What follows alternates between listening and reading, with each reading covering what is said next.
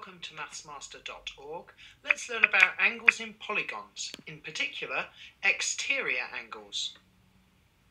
You get exterior angles on all polygons. Here I've got a regular pentagon. Let's start off by understanding what exterior angles actually are. You get exterior angles by extending each side at each vertex on the polygon. So at each corner you have to extend one of the sides to make it a bit longer. Here in blue I've extended one of the sides from the top vertex of that polygon.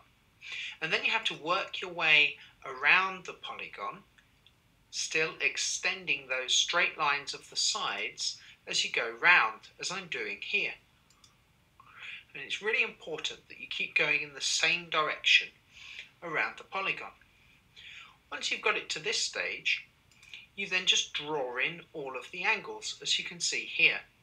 And all of the blue angles in this diagram are the exterior angles of this regular pentagon. The main thing that you need to remember about exterior angles on polygons is that they all add up to 360 degrees. So all exterior angles of a polygon add up to 360 degrees. Let's see now if we can understand why all the exterior angles of a polygon add up to 360 degrees. Here I've started with a red arrow pointing along one of the sides of the polygon. And what I want you to concentrate on as I go through this sequence of actions is for you to think about how much the red arrow is rotating as we go around the polygon. So, to start with, I've now rotated anti-clockwise that red arrow through the first exterior angle. So it's rotated through that first exterior angle. Now I'm not going to change the direction that the arrow is pointing in. I'm just going to move it to the top of the top vertex of that polygon now. The next thing I'm going to do is rotate that arrow anti-clockwise through the second exterior angle, like so. And then without changing its direction, I'm going to move it to the third vertex. And then I'm going to rotate it through the third exterior angle and move it to the fourth vertex. Rotate it through the fourth exterior angle and move it to the fifth vertex. Rotate it through the fifth vertex and then move it back to where we started. And hopefully you could see that as we went around the polygon, that red arrow did one whole turn as we went round there, which, as we know, is 360 degrees. So that's why exterior angles in a polygon always add up to 360 degrees.